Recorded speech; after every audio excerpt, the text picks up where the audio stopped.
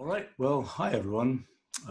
Nice to, well, see many of you. Some of you are just names and black rectangles. So hopefully I'll get to know you all much better over the next 4 weeks. Will, this is an exciting time. And this is an exciting moment, I hope, in the trajectory of science and physics in particular. You know, I've seen a bunch of fields go through a bunch of cycles, and here's how it typically works. And you look at the history of science, this is something that you see over and over again. At some moment, there's some methodological or conceptual advance in some field, and lots of stuff gets opened up. And there's a period of some number of years, 5, 10, when there's lots of low-hanging fruit to be picked. And lots of exciting things happen, lots of sort of defining moments of the field occur at that time. And then after that, there's a long slog as one tries to go further in that field. And that might last 50 years, 100 years, maybe more. And then eventually there's some methodological advance that gets made, and then things, there's sort of another Cambrian explosion, things open up again, exciting stuff happens. So for physics, one could argue that in the world of fundamental physics, the last kind of great methodological advances were in about the 1920s, about 100 years ago. That's from the invention of general relativity in 1915, which at the time was not particularly notable. And then to the time of the creation of quantum mechanics and quantum field theory in the 1920s, that was a time of great excitement and a time when physics really advanced very rapidly. Then I suppose it's fair to say there was another blip 50 years later in the 1970s. I was lucky enough to be involved in particle physics back at sort of the end of that blip happening. The neat thing is that when you're in this moment when sort of low-hanging fruit is being picked, sort of all of the things that get done end up being important for many years afterwards. So the exciting thing is, I think we're in that position again for physics. I mean, I didn't really expect to be here, but things have worked out vastly better than I had anticipated. And it's turned out that this whole sort of stack of ideas around computation and so on, together with all the experience and intuition that we've developed around that, has led us to a point where I think we are at a moment of great methodological advance for physics. And I'm hoping that this summer school will be our opportunity to start exploring more broadly a bunch of those ideas and to start picking kind of the low-hanging fruit, so to speak. And so our goal over the next 4 weeks is to get some great projects done and sort of get everybody here launched in this kind of new direction in physics. I would say there's this tradition of calling the physics of 100 years ago modern physics. I would like to see this as a moment when we get to define what modern physics means. And I've studied the history of science a bunch. I haven't actually studied that much the early history of quantum mechanics. So I can't say exactly what's involved in, you know, who's going to play the Heisenberg, the Bohr, the Dirac, etc. In this moment. But I think we have an opportunity to do this kind of thing again. And I hope this is going to be our launching point for that. So what I wanted to do this morning here was talk a little bit about where we're at so far and the way that I kind of see the kind of the conceptual framework that we've built, evolving some of the things which we have figured out, some of the things that we haven't figured out, that we hope we will be able to figure out, and so on. I mean, I would say that the basic thing that I've been saying to lots of people is, you know, in a sense, finding the fundamental theory of physics is like sort of climbing the tallest mountain in physics. And it's one of the things that's important right now is that I think you know, we're finally on the right mountain. It's not clear how long it's going to take to get to the summit, but we're finally, I think, on the right mountain. And by the way, something that's important for the world is it's kind of a nice view even from where we are right now. And one of the things that's been something exciting about this project is the extent to which people in the world who are generally interested in science and its progress, we've been working hard to sort of expose and open this project to the point where such people can see what's going on and potentially get involved.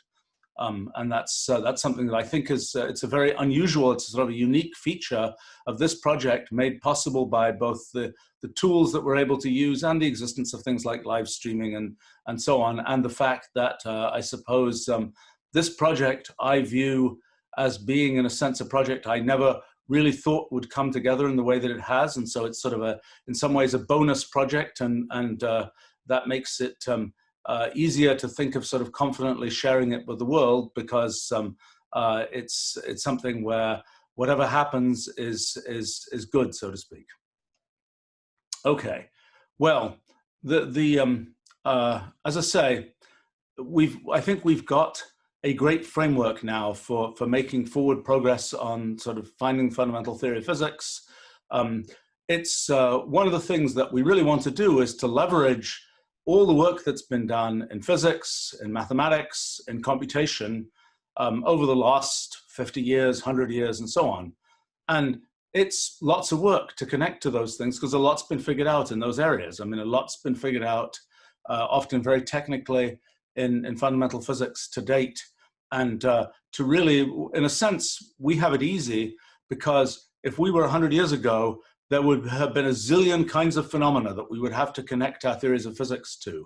Now, really, essentially all of the phenomena that are important for fundamental physics have already been sort of pre-concentrated into general relativity and quantum field theory and the standard model of particle physics and cosmology and so on. So in a sense, our only job is to see whether we can connect our models to those existing models of physics. It is my expectation, and it's what we're seeing already, that a lot of things where we said, I wonder why it works that way in the existing models of physics, we get to say, now we know why it works that way. And more than that, we get to see, oh, there are some things that were never looked at in standard models of physics, where now we know to look at them, and now we start to realize why there's something interesting to see there, and we start to be able to predict things that nobody had predicted before, and so on. So that's the story of sort of leveraging modern physics, leveraging the achievements of physics over the last 100 years. And one of the big surprises for me of this project is I thought that as we built this kind of computational direction in physics, that we would find that all of the ideas that we encountered were new, fresh ideas, that they were not things that connect in any way to what has gone before.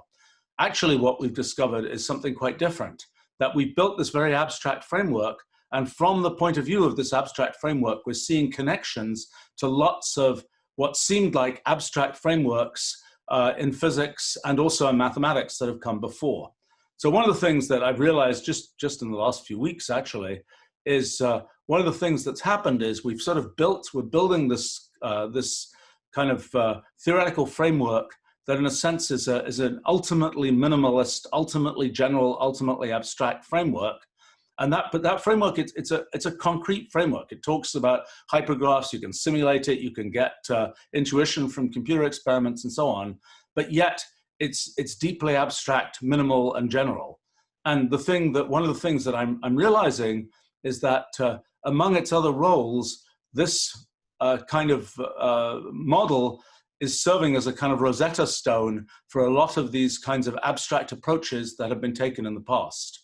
And I view it historically a little bit like the story of the early days of universal computation. I mean, there had been combinators invented in the around 1920.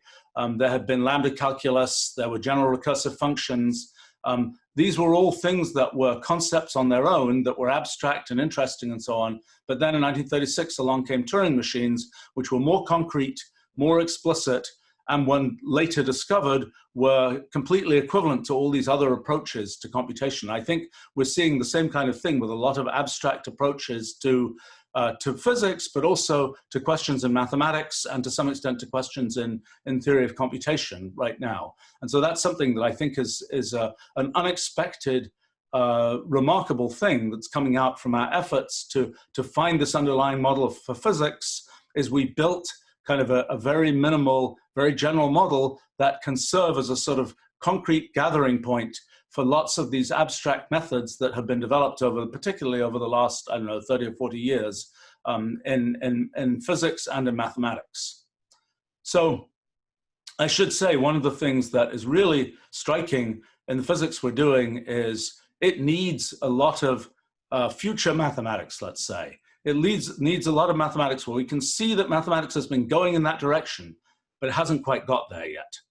I think Einstein was lucky in 1915 when he developed general relativity, because the differential geometry and the theories he needed for talking about curvature of space, they had just come into existence maybe 20 years earlier. So it was a case where the mathematics that was needed was just available at that time. I think we're in a slightly different and slightly more difficult situation, because I think a bunch of the mathematics we need, mathematics as it is currently set up is going in the right direction, but it isn't quite there yet. And so we're going to have to build a bunch of the mathematics that we need alongside building kind of the physical theory. I think that that's something that is not unfamiliar in modern times in the progress of mathematical physics.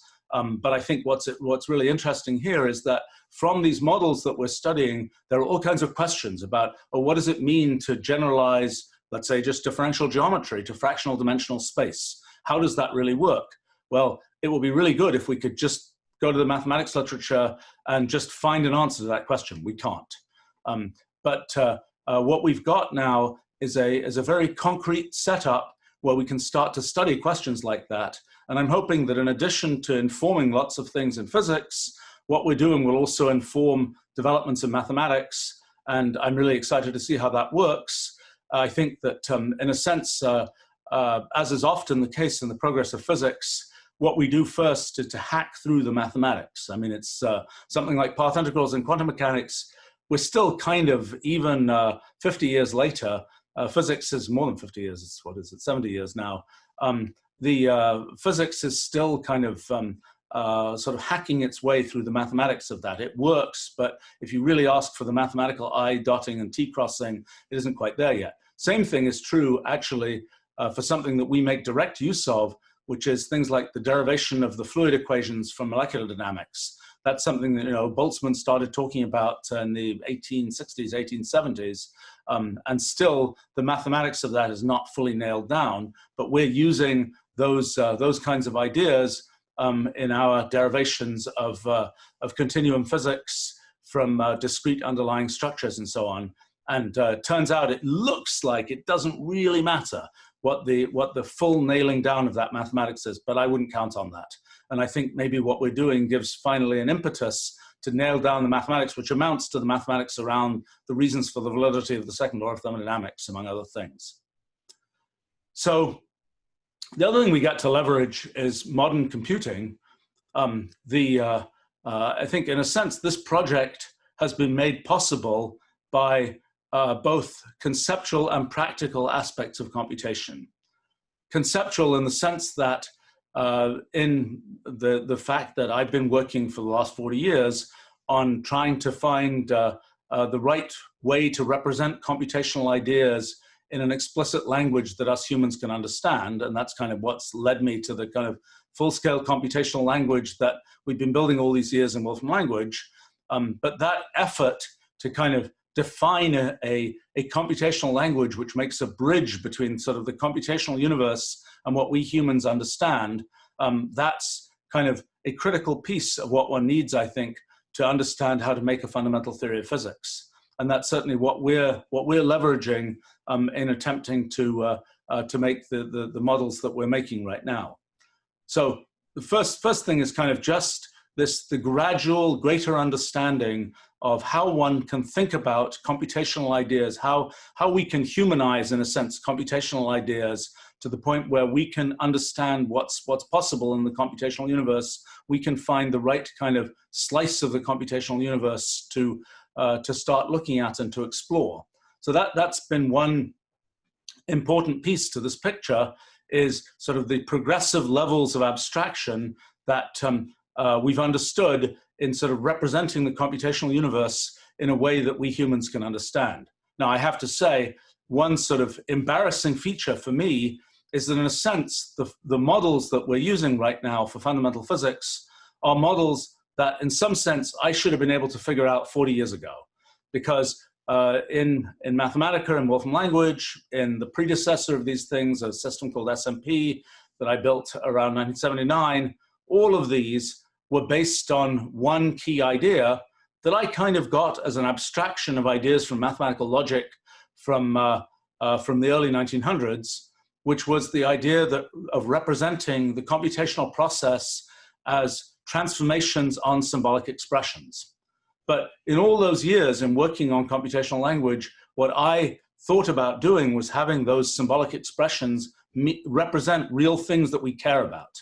You know, addition, doing integrals, computing combinatorial things, you know, deploying programs to cloud servers, all those kinds of things, that these symbolic expressions that our language fundamentally manipulates were things that had a meaning that we already knew.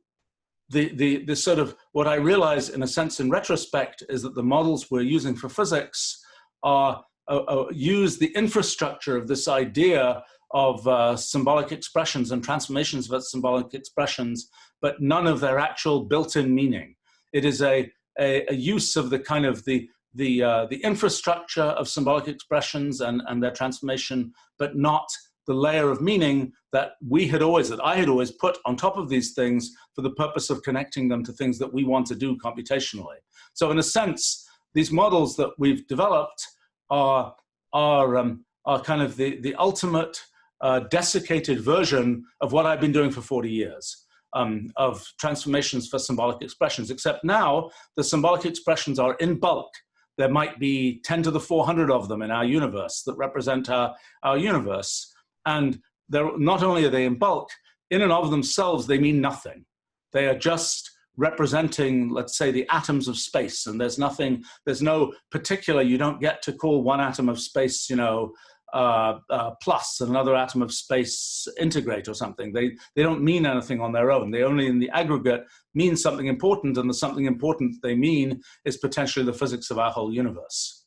So that's kind of one way in which computation enters what we're trying to do. Another way that it enters what we're trying to do is just the practicality of being able to do computer experiments. I mean, this whole idea of seeing whether there's sort of a computational way of representing physics, for me, that was something that emerged as an idea as a result of doing computer experiments. I mean, back when I did physics for a living, the basic brief was take quantum field theory and general relativity and figure out, given those theories as given, so to speak, figure out what you can figure out about how the universe must work from those theories.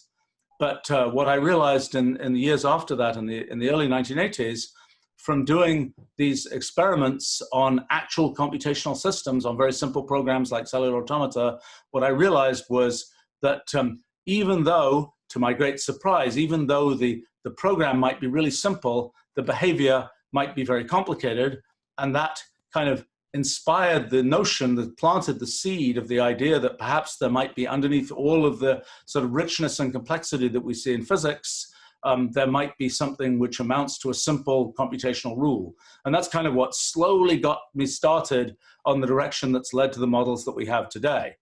Now, you know, it's always a challenge in these things to understand not only the sort of the mechanics of what one has to do, but also its context. And I think many of the discoveries that I've made are discoveries that could have been made, I think, many years earlier. What was missing was not the mechanical capability to, let's say, do the computer simulation or whatever else. What was missing was the kind of conceptual framework to understand why one should care about those kinds of things, to understand why one should care that systems were generating intrinsic randomness, why one shouldn't just view that as being, oh, that's a nuisance. What we really care about is the regularity of these systems. To understand that there's something important in sort of the generation of things like complexity in systems, rather than that that's just sort of a nuisance and not the thing that we should be concentrating on if we're doing science. So it is, I think, very much with this, with what we're doing in physics, that sort of we're having an increasing understanding about sort of what's important to focus on in thinking about physics. I would say the big surprise. So the story that the way I thought things would play out is maybe there's a simple rule that underlies all of physics, but it will be computationally irreducibly hard to figure that out. In the sense that one of the things that I discovered as a result of exploring sort of the computational universe of simple programs is this phenomenon of computational irreducibility, that when you look at the actual behavior of a computational system, even though you may know its rules and its rules may be completely deterministic, it may require an irreducible amount of computation to work out what the system actually does. You know, you can trace the actual million steps that the system takes, but you can't expect to kind of jump ahead and figure out what the system will do a million steps in the future just by using an easy piece of math, let's say.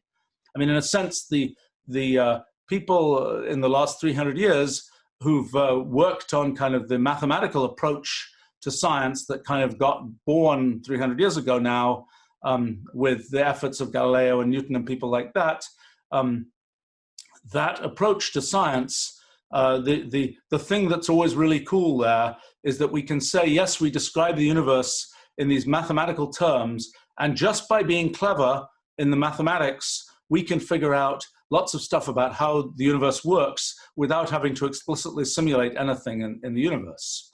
By just, we can, you know, figure out sort of what the idealized planet will do a million revolutions around its star from now without having to trace those million revolutions, just by using some mathematical formula and plugging in the numbers and jumping ahead.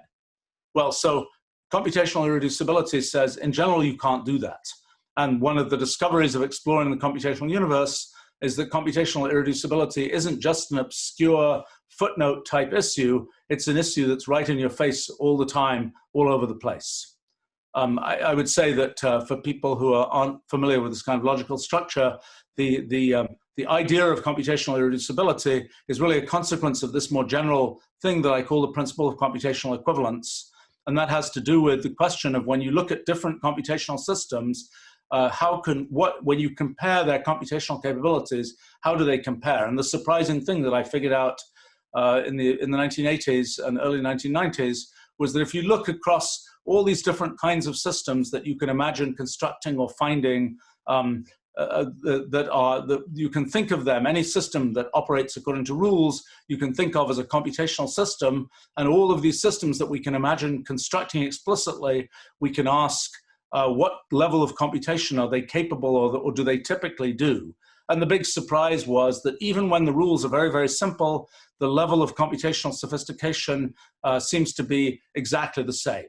And so that has had predictions like the prediction that even among the very sort of simplest cellular automata or Turing machines, even the simplest ones that show non-trivial behavior should be universal computers. And we know in both of those cases, we know for sure that that's true now. So that's evidence for this principle of computational equivalence. But anyway, the principle of computational equivalence is kind of sets up this, we can think of our efforts to make predictions as sort of a competition between the system we're trying to predict and us as humans, mathematicians, computers, whatever, trying to sort of outrun the actual behavior of the system itself. And the principle of computational equivalence says, because we are computationally equivalent to those systems, we can't ever expect to sort of outrun their behavior. And so to us, those systems will always seem to be computationally irreducible. So I thought that was what was going to happen in our efforts to analyze physics, that we'd have, and in fact, I had started looking at simple potential rules for physics back in the 1990s, and the typical sort of experience and my paradigmatic assumption was the principle of computational equivalence is going to rule all, so to speak, and it's going to limit us from what we're able to start to see.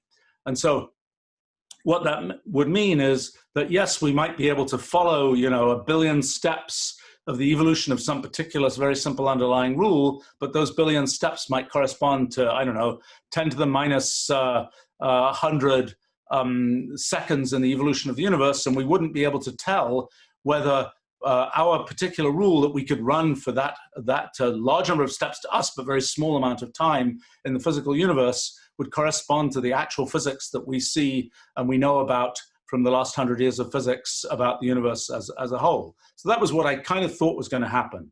the big surprise that I saw hints of, but didn't take them as seriously as I should have done back in the 1990s, is that there's actually a layer of computational reducibility on top of this potential computational irreducibility of these, the sort of operation of these underlying rules. And that layer of computational reducibility is very rich. In fact, it seems that layer of computational reducibility may include a lot of what we know in physics. And that for me has been one of the biggest sort of conceptual meta surprises of what we've been doing in the last 6 months or so. And it's really what's allowed it to make the kind of, I think, quite spectacular progress that we've been able to make. I don't know how long it's going to go. I don't know how deep this kind of layer of computational reducibility is going to be before we hit this kind of bedrock of computational irreducibility. I mean, I might say that one of the reasons that that intuition was difficult for me is that in studying cellular automata back in the 1980s, one hits this wall of computational irreducibility very quickly.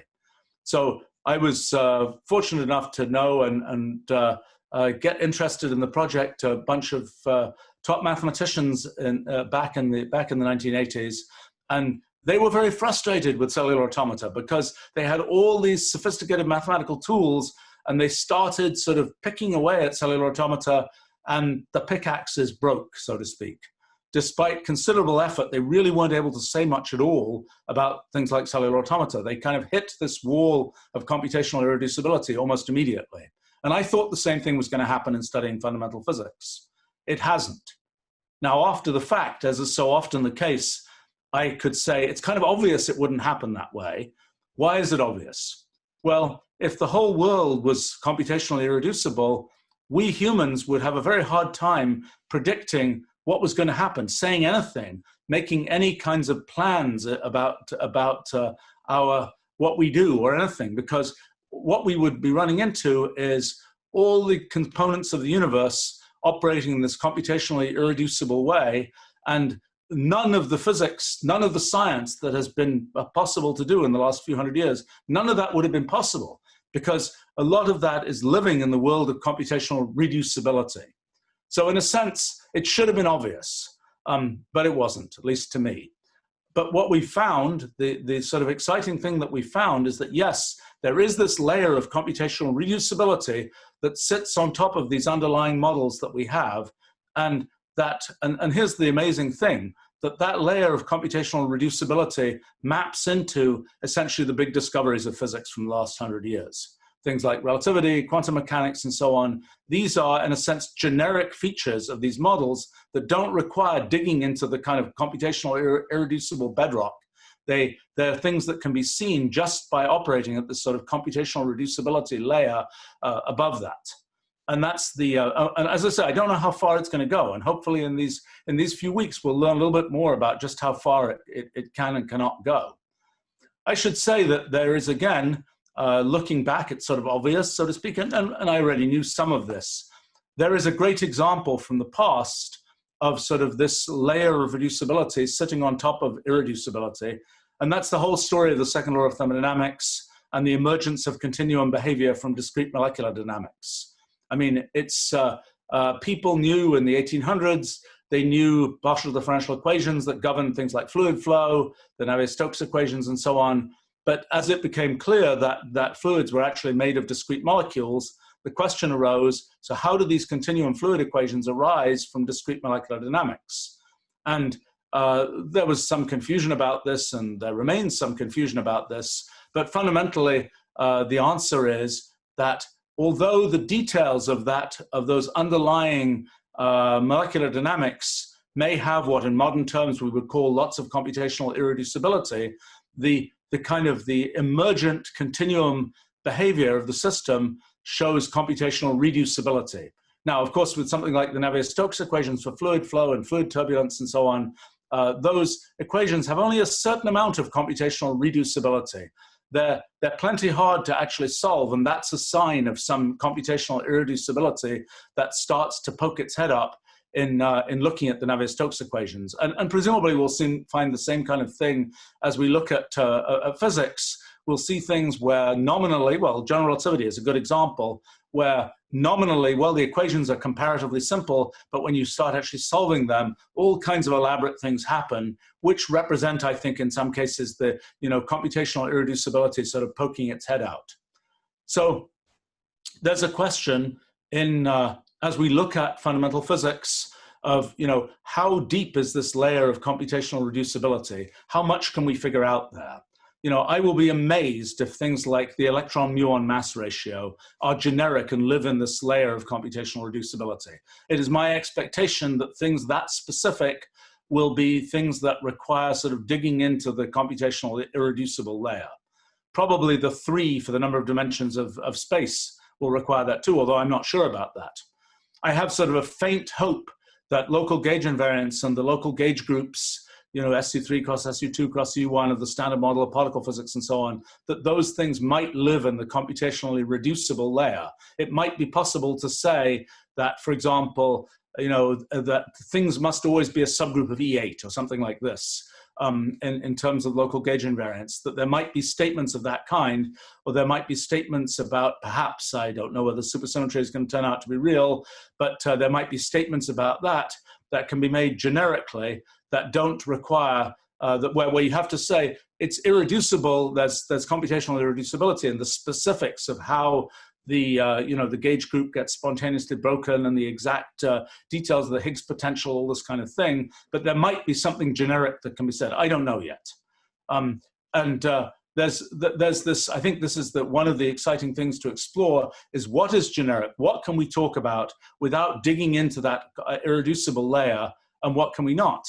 And then the other thing is to work up the other way from this kind of irreducibility, from actually looking at individual specific underlying rules and seeing what their behavior is. Because one of the features of computational irreducibility is that it's sort of a necessary consequence of the existence of computational irreducibility, that there are an infinite collection of pockets of reducibility that exist in an overall computationally irreducible system. And so one question is, where are those pockets of reducibility for the model that is physics? And perhaps the reducibility that we have found in existing physics is only one layer of reducibility that can be found, and there are other ones. Those other ones might, as I'll maybe talk about a bit later, represent in essentially different reference frames in rulal space, different completely incoherent ways in which we can view the universe, but where nevertheless we can find reducibility and, in a sense, predictability in the universe. And I think that but we may also find pockets of reducibility that exist and are accessible from our traditional ways of thinking about physics that our civilization has had, so to speak. And those other pockets might give us very interesting things where we can say, yes, point the telescope in that direction, go observe this thing, this is what you will see. I don't know yet.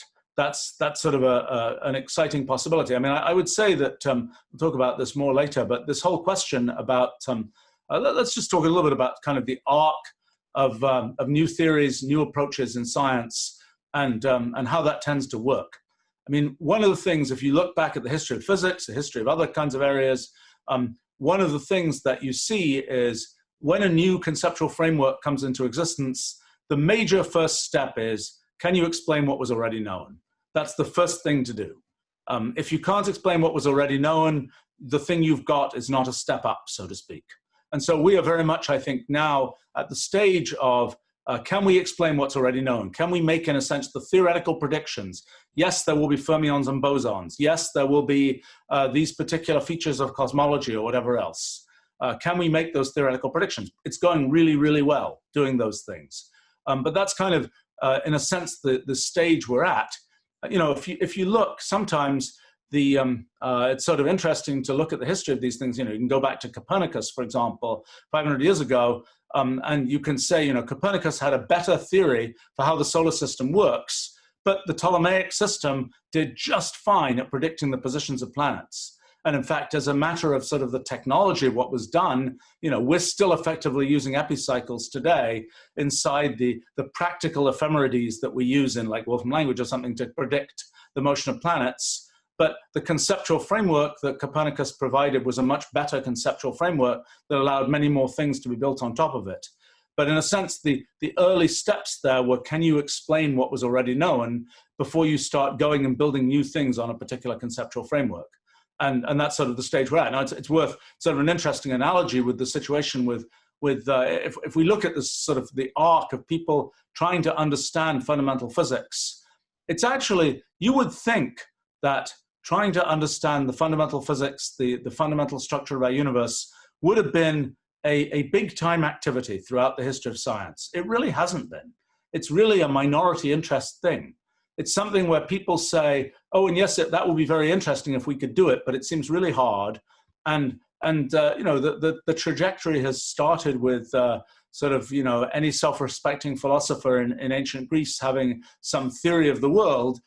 Interestingly, they had a lot of good ideas. I mean, one of the fundamental ideas they had is maybe the world is made of a large number of identical objects. That's not, to me, self-evidently obvious, given that you look at the world on a large scale. But that's an idea that they had, and they had a bunch of sort of related ideas about, you know, they had ideas about souls and so on, which is kind of an allegorical way of talking about the idea of computation. But without, you know, before we had sort of computers as a medium for thinking about what a sort of an abstract soul-like thing might be, we couldn't do much else but to talk about it in this kind of abstract way. So, you know, if we look at kind of the history of attempts to find fundamental theories of physics, that was kind of one step. Then the next really big step was 1600s and the effort to realize that you could use mathematics as a way to think about how the universe might be put together. I might say, I think it's worth remembering an often unsung piece of heroism in the history of science was the invention in the 1400s through the 1600s of mathematical notation.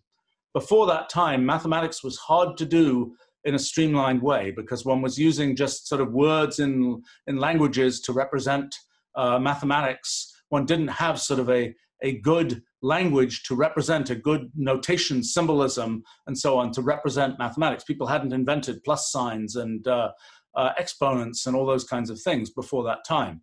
It was that enabled the creation of algebra, later enabled the creation of calculus, and basically gave one this sort of mathematical way of thinking about science that provided this kind of the revolution in thinking about physics, among other things, in the 1600s. I'd like to think that in modern times, we've been engaged in a similar activity of finding not a notation for mathematics, but a notation for computation. And in a sense, the 40 years or so that I've spent kind of building computational language, that's all about kind of building, in a sense, a notation for thinking about things computationally. And it's a necessary feature, I believe, insofar as we're making good progress in physics now. What needed to happen was the creation of that kind of computational notation for thinking about things computationally. Just like before the developments of the 1600s, what needed to happen was the development of mathematical notation that made it possible to sort of talk in a streamlined way about mathematical ideas. But in any case, that was the sort of the big surprise of the 1600s, was you could use these abstract mathematical ideas to make statements about the physical world and to say things that were fairly globally applicable. You know, the universal law of gravitation and so on actually worked. Well, then at the time, people were sort of wondering, oh, well, could the whole world be made of corpuscles that are sort of connected together by gravity, something like that? But it was kind of like, well, there's probably some way of thinking about this, but it's all a little bit distant from, let's go figure out how comets work first. Well, then, in the 1800s, as atoms became more of a real thing, it had been a debate from since antiquity. Was the world fundamentally discrete or fundamentally continuous? Was light fundamentally discrete or fundamentally continuous? It started to become clear that atoms really existed as things in chemistry, things to be seen in Brownian motion. And by the end of the 1800s, atoms were definitely a thing. And one knew that matter was actually made of discrete stuff. So then, but nevertheless, there was this kind of overlay thinking about things in terms of partial differential equations, thinking about things in terms of continuous mathematics, leveraging the sort of powerful ideas of calculus to be able to do physics. And that was working really well. But then there were things people couldn't explain, and that's what led to quantum mechanics and led to this kind of belief in the 1920s that, yes, there was a sort of continuity in the fundamental equations of physics, but somehow, just like there had turned out to be atoms of matter, there would turn out to be other kinds of discreteness in the world, and that was quantum mechanics. And so one of the things that, and so that was kind of a new conceptual framework, which among other things, took physics even further into the realm of abstract mathematics, of even further into the don't worry about how it really works, just calculate things kind of mode of thinking about physics. Because quantum mechanics was hard to wrap one's head around from a conceptual point of view. I think one of the exciting things about our models is I think we finally understand sort of why quantum mechanics works the way it does. I have to say, I consider myself still in the early stages of really wrapping my brain around what we now can understand about quantum mechanics. It's clear we can go further than the quantum mechanics that I've known for the last close to 50 years. That is sort of the traditional approach to quantum mechanics. But I suspect that there will be sort of a jumps of intuition that it's possible to make by looking at quantum mechanics in the way that we can now do in our models that have not been accessible with sort of the traditional mathematically based way of thinking about quantum mechanics. But in any case, I'm one of the things that's been sort of remarkable is in the early days of quantum mechanics, people thought, okay, we're going to get it. We're going to figure out everything. We're going to figure out how space works and time and everything.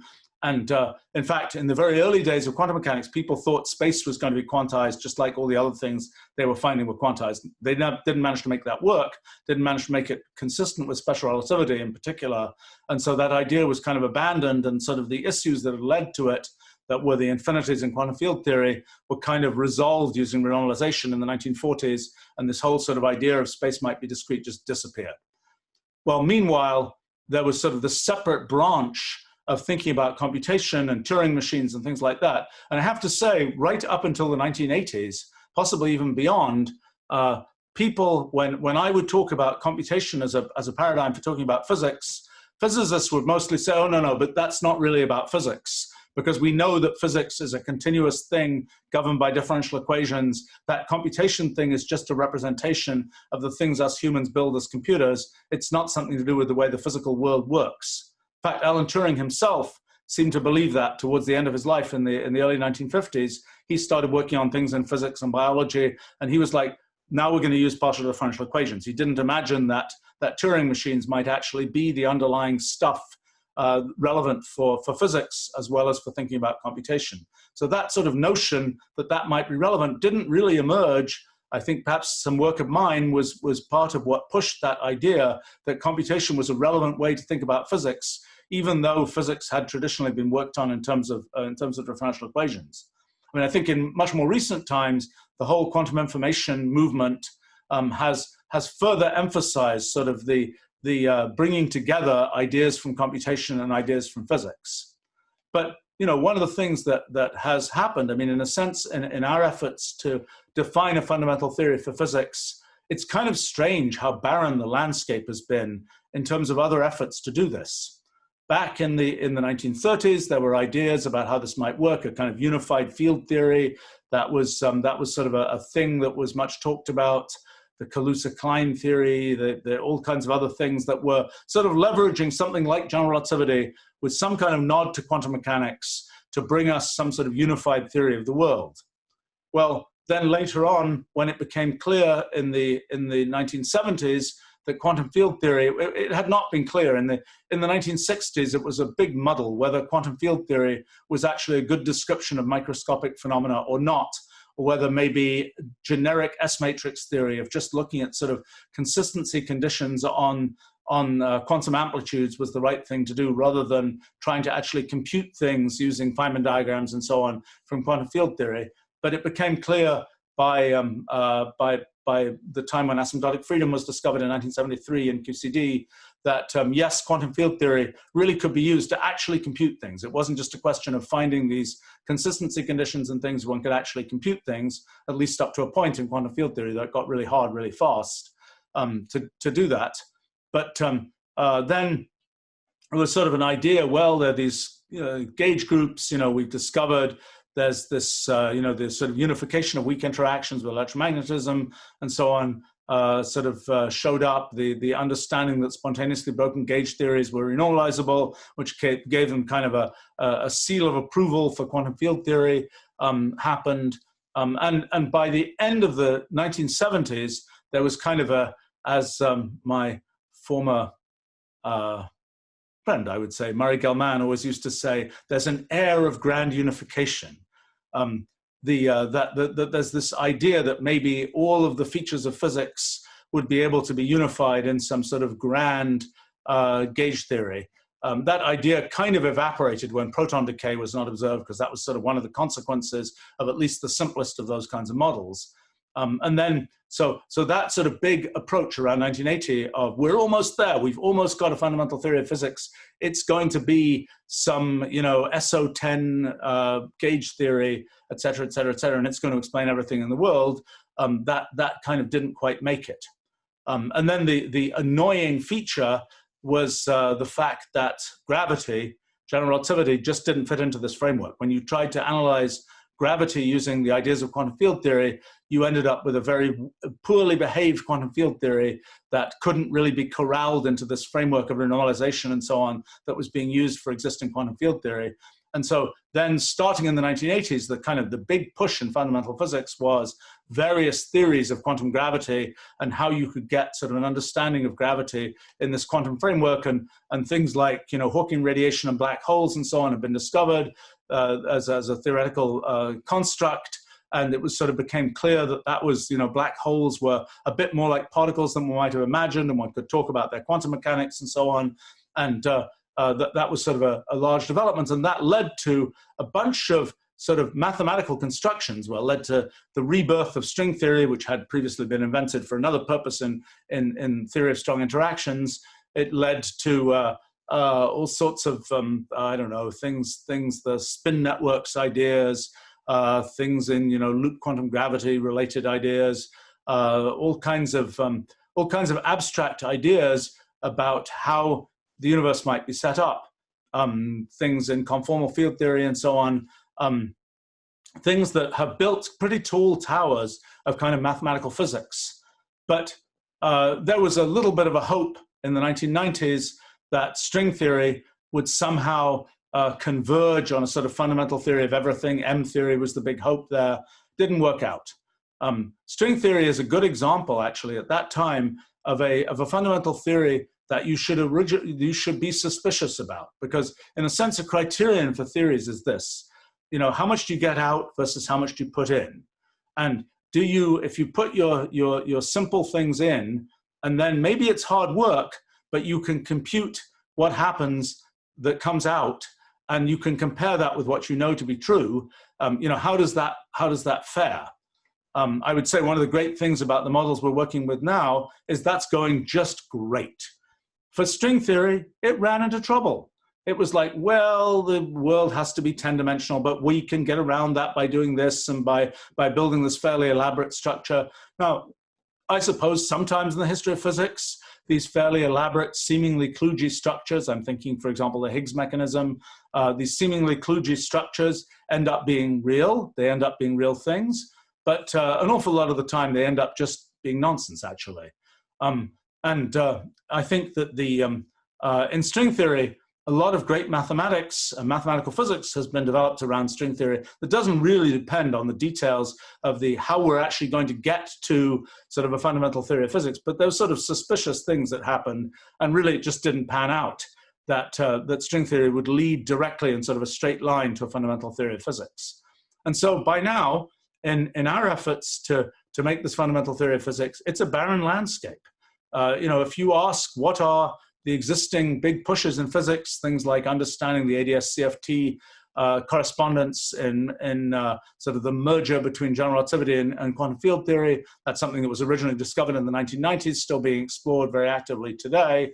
It's a great and interesting thing, which I think has a lot of dovetails in a very beautiful way with our models. I think it's all the story of the relationship, and to talk about the specifics of our models, it's all to do with properties of the multi-way causal graph, and it all has to do with sort of the branchial side of that and the physical space-time side of that and the correspondence between those two things represented in the multi-way causal graph. That, I think, is the story of the ADS-CFT correspondence, although we don't know the details yet, and maybe somebody here will figure out more of that and it will be a terrific thing. But in any case, I don't think people who work on ADS-CFT, for example, would say, you know, we're very close to having a fundamental theory of physics and it's based on this. It's more we're building infrastructure that will one day be relevant to a fundamental theory of physics. And by golly, they're right, I think. That is, that infrastructure is highly relevant to the things that we're doing, which do have the serious promise of providing an underlying theory of physics. So in any case, I was talking about kind of the role of different kinds of methodology and kinds of thinking in what we're trying to do. And I was talking about computation and about the importance of using computation not only as a source of conceptual structure, but also as something to build intuition. And for me, the important thing that started for me in the early 1980s was just run computer experiments. You know, I did that lots on cellular automata. I've started to do that in lots of other kinds of systems. The kinds of things that are the models that we're using now, those models are very abstract. It makes it more difficult to visualize, to get into our brains, sort of what's going on in these models. And so it's required more of development of graph visualization and things like that to get to the point where we actually can routinely get some idea from looking at things, what's going on in these systems. But I think one of the things that's important, and one of the important types of studies that needs to be done, is these kinds of computer experiment empirical studies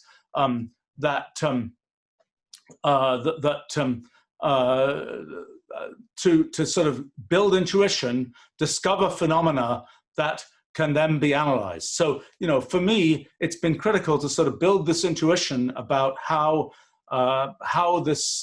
these kinds of underlying rules, what their consequences are, because that intuition informs how we can start to build sort of higher level descriptions of what's happening.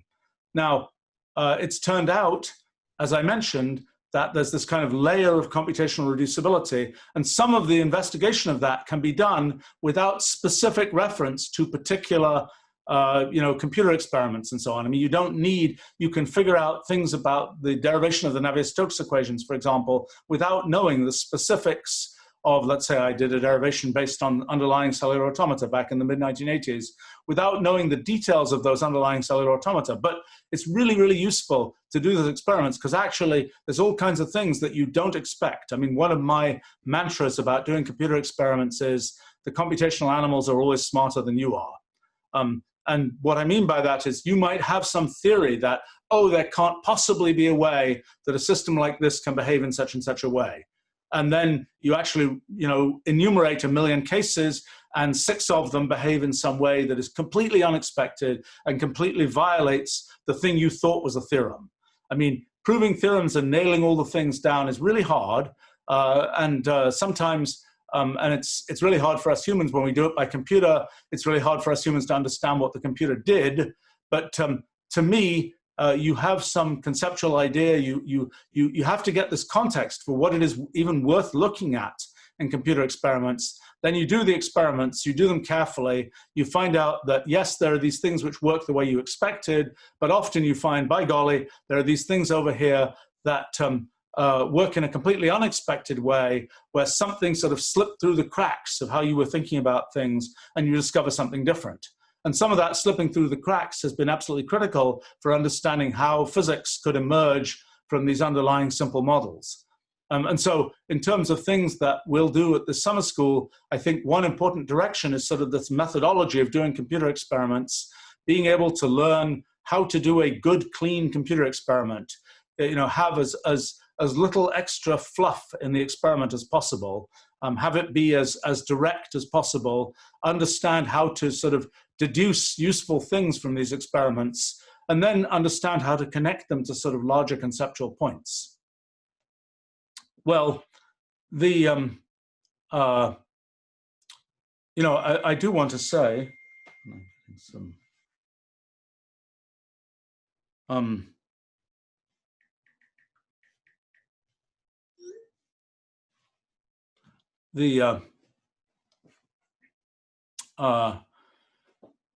right, so I was talking about kind of, well, okay, so I'm talking some more about kind of the conceptual framework, the role of computation. We talked a little bit about computer experiments. I would say the other big thing that we're just starting to understand is theoretical thinking in computation and computer science, and the use of that to understand physics. One of the sort of big meta-discoveries of very recent times is the correspondence between ideas about distributed computing and ideas about physics, and the realization that distributed computing, in a sense, is the same as physics, and that the questions of, you know, race conditions in distributed computing being essentially the same as branch pairs in quantum mechanics, all these kinds of things, where we can make this direct sort of dictionary correspondence between what we're doing in physics and what we think about in distributed computing. I might say, in terms of sort of the making of dictionaries, that's one of the things that I think is an important thing that I hope we'll have a chance for people to work on a bit in the next 4 weeks, is making these dictionaries of the correspondence between things we're studying and things that are out there in the world. So, for example, making the dictionary that goes from what we're thinking about in these models of physics and various areas of mathematics, whether it's topos theory or category theory, or whether it's something more in mathematical physics like conformal field theory or something. I think there are dictionaries to be made where we already know some of them, where we can say this thing that we know about from this approach to physics or mathematics or computer science, for that matter, corresponds to this other terminology. You know, eventual consistency in distributed database systems is the same idea as causal invariance, which is the same idea as the Church-Russell property, et cetera, et cetera, et cetera. These kinds of correspondences which allow us to kind of knit together sort of the great advances that have been made in these different areas. And as I say, I think one of the things that I've sort of slowly realizing is a big feature of what we're doing is, you know, what we have is sort of a Rosetta Stone of abstract models.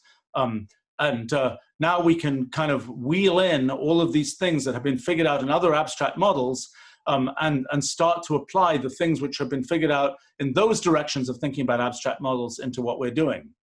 Now, I have to say, one of the consequences of that is something I saw with cellular automata as well, which is any sufficiently simple model ends up being applicable to many things. So, for example, with cellular automata are, in a sense, the most minimal models one can imagine, in which space and time are inserted and the states of things are inserted. So in cellular automata, there's sort of a rigid lattice in space, there's a rigid sequence in time, and there's sort of rigid choice of the particular states that exist in the system. But otherwise, they're completely minimal models. They assume nothing beyond those things. They are sort of the minimal parallel computers in some sense, the minimal models of how computational processes can work in a rigid space-time. And what's been interesting over the last 30, 40 years is that cellular automata have found their way into being models of just a huge diversity of different kinds of systems. Not just physical systems, but social systems, biological systems, all sorts of systems, mathematical systems even, that because of the minimality of those models, because they're sort of minimal for what they end up inexorably being models for lots of kinds of things. And the same thing is clearly going to happen and is already starting to happen with the models that we have for fundamental physics. I mean, these models that just involve transformations for relations between elements and so on, these are very fundamental models that don't assume a structure of space and time. They assume only sort of a discreteness of existence, so to speak. And beyond that, they're quite general. And I think sort of as I said, I kind of kicked myself for not having realized that these models were worth really exploring 40 years ago when I started using sort of things based on this idea to build computational languages. But nevertheless, we are where we are. And I think these models, in addition to being important for understanding fundamental physics, they provide sort of a rich source of modeling. I mean, I suppose in some sense, it's a little bit like the story with calculus. I mean, originally, calculus was invented to serve the needs of studying celestial mechanics and physics, but actually it's turned out that calculus is useful for lots of other kinds of things too. And I think in some sense, our models are a little bit like a modernized, computationalized, kind of not quite the same story, because history never precisely repeats itself, version of something like this sort of the fundamental idea of a thing like calculus. And as such, they're models that not only apply to fundamental physics, but apply to lots of other kinds of things. And so, for example, starting to think about how these models apply to distributed computing, to things like generalizations of blockchain, to how they apply to things like models of biological evolution, all sorts of other areas. So one of the reasons for saying that is it means that any progress in sort of a fundamental understanding of these models is something that has dividends not just for physics, but also potentially for all these other kinds of areas. So it kind of justifies the abstract study of these kinds of models and their consequences, independent of just the quest, and I say just, the quest for a fundamental theory of physics. So another thing I want to say is that as we try to develop intuition about these models, there's one sort of set of intuition that's relevant that comes directly from looking at, you've got an actual hypergraph and it's actually being rewritten, and you have to look at the features of that hypergraph and so on. But some of what happens can also be seen in toy models. Toy in the sense that they are sort of structurally simpler and in a sense structurally less abstract than our generic models with hypergraphs and so on. So for example, string substitution systems, where instead of taking this hypergraph of arbitrary relations between elements, we're just saying there's a string of elements, a sequence of elements, and we're doing rewritings based on blocks of these elements. There's tons of stuff to figure out, even in the context of string substitution systems. They're a good sort of model of our models, so to speak. One of the things that is sort of potentially a great irony or pun or something is that I suspect that the continuum limit of string rewriting systems is actually closely related to the string theory that's been studied in physics, but we'll see if that pun ends up being reality. I think it's also worth realizing that even Turing machines, I was recently studying the structure of Rullial space using as a toy model Turing machines. That's again a place where even though we're not using sort of the fully abstract sort of hypergraph rewriting ideas, we're still able to understand at sort of an intuition level things from looking at these kind of toy models, and that seems to be very valuable. And so some of the projects that I hope will happen at this summer school, both in its physics track and in the non-physics track, are studies of what, after my big new kind of science book often gets called NKS kinds of things, studying the abstract computational universe in the context of these toy models as much as in the context of these full sort of hypergraph models.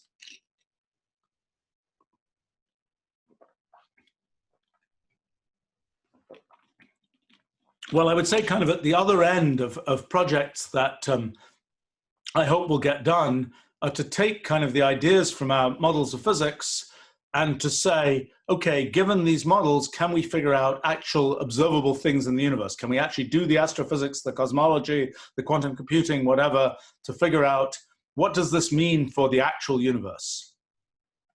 There's good news and there's bad news about that. The good news is that structurally, we can figure these things out. The bad news is there are scales that we just don't know. I mean, in the case of, if one was thinking about quantum mechanics abstractly and one didn't know the value of h bar, it will be hard to know where quantum mechanics will be relevant. In the case of quantum mechanics, h bar was sort of discovered first. In our case, there's no sort of in-your-face phenomenon that is giving us a scale for what's going on. Well, maybe we can find that. we have sort of a somewhat rickety argument that gives us a sense of scale. The way to understand the emergence of that scale is in physical space, the maximum rate of information propagation is given by the speed of light. That's the proportionality, the constant of proportionality that relates spatial length to time. And in our models, time is this kind of thing that is very different from space, but is something that kind of knits its way through both understanding physical space-time and understanding quantum mechanics, and even understanding this more abstract idea of Rullial space. Time is the same thing throughout all of those. Time is the inexorable process of doing computation. Time is sort of the computational irreducibility of the progress of things in the universe. Computational irreducibility is what kind of makes time be meaningful, so to speak. Without computational irreducibility, you could collapse time to nothing. You could kind of get to the end without going through all the steps. Computational irreducibility is what gives a reality to time. But time ends up knitting its way through all these different kinds of levels of description of the universe. I should say also that computational irreducibility as a representation of time is the thing that also gives us, in the end, after such a long time, a real understanding of the second law of thermodynamics. And it kind of shows us the deep relation between thermodynamics, relativity, quantum mechanics, and actually the fundamentals of computation. That's kind of the great unification that's happening through the thinking that's going on around the models that we're building. But in any case, but back to kind of observable consequences of things. So there's this notion of time, and there's an elementary unit of time, an elementary time. Maybe it's 10 to the minus 101 seconds. I don't know. That's a guess based on some estimate we have. But given that elementary time, we need to know what is the constant of proportionality to get the elementary unit of space, elementary distance, elementary length. And that constant of proportionality, in that case, we know it's the speed of light.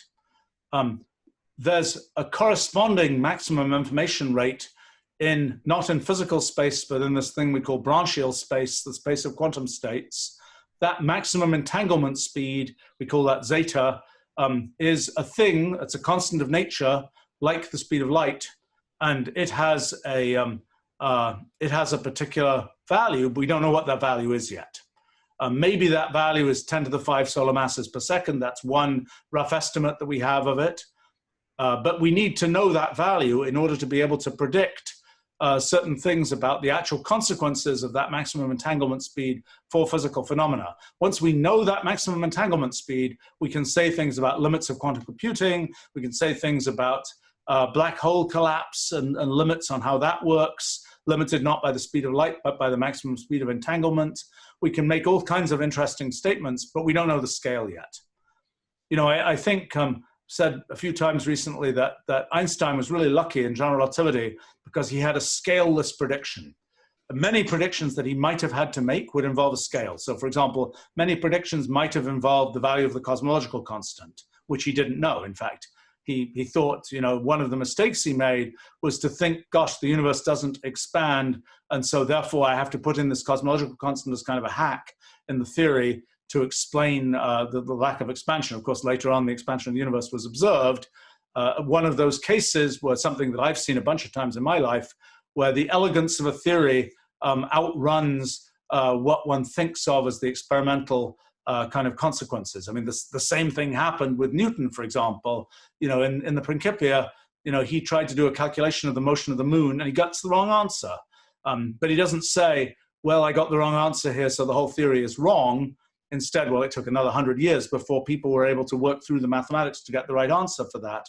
But, you know, these things where you run into something that seems hard or doesn't seem quite right, you know, it's sometimes it's kind of an in-your-face problem where you really should be worried about your theory, but sometimes it's just like, well, I didn't do the math correctly.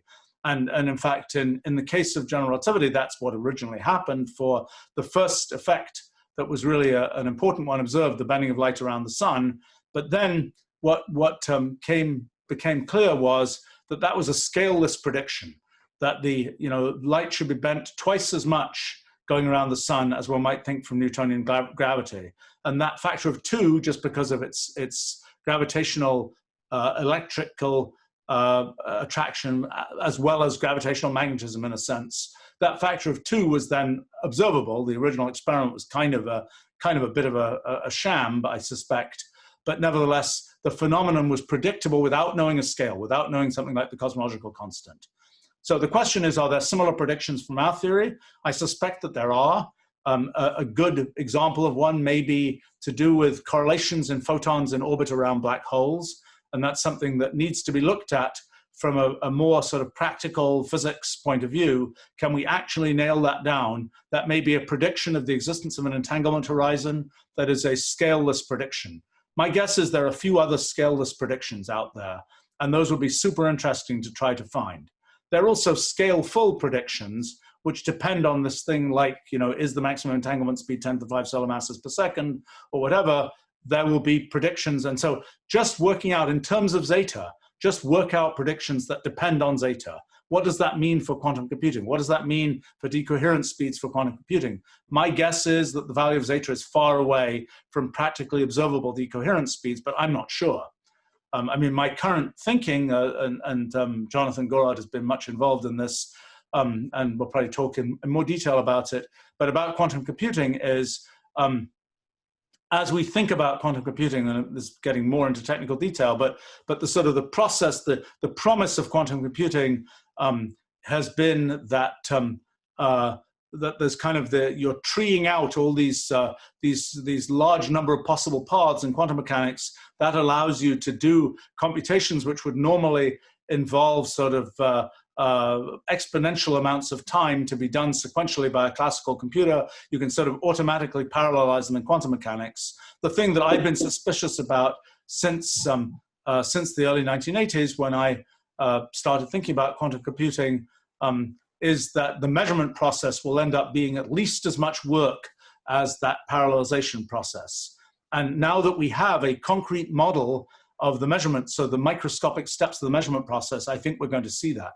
And a super interesting thing that I hope will get explored at this at the summer school is the actual doing of practical quantum computing and what it means in the context of our models. One of the things actually Jonathan has recently developed is a compiler that goes from the quantum computing framework that we have in Wolfram language, that's been being developed in Wolfram language, which is a traditional quantum computing framework, and the multi-way systems that we have in our models, an actual compiler where you can say, this is a quantum algorithm represented in traditional quantum information theory, this is its analog in multi-way systems, but now in the analog and multi-way systems, we are looking, we can also see the measurement process, and we can see to what extent we can actually get this sort of the quantum part of things to be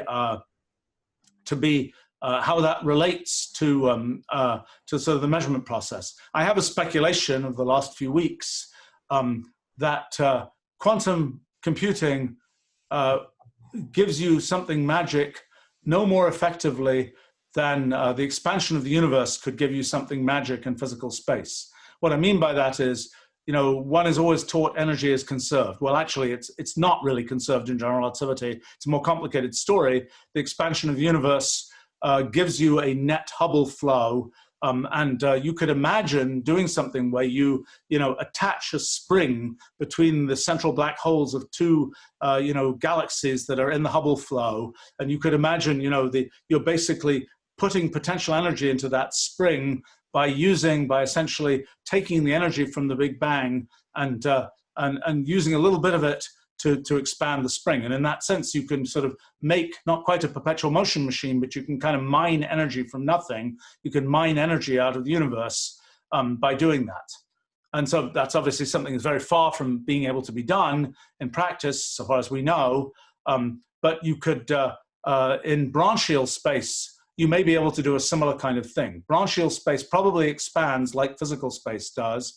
I don't know at what rate. Branchial space is much more of an exponential space, whereas physical space is much more of a polynomial, finite dimensional space. We don't know how the expansion of branchial space works, but presumably the universe is expanding in branchial space as it is in physical space. And the the guess might be that one can make quantum computing really work insofar as one is mining the kind of the expansion of branchial space. And again, I don't know how big that effect is, or what can really happen there. Maybe it's a much, much bigger effect, much, much more practical and much more terrestrial observable effect than the effect of the Hubble flow. So that's a thing, again, to be explored.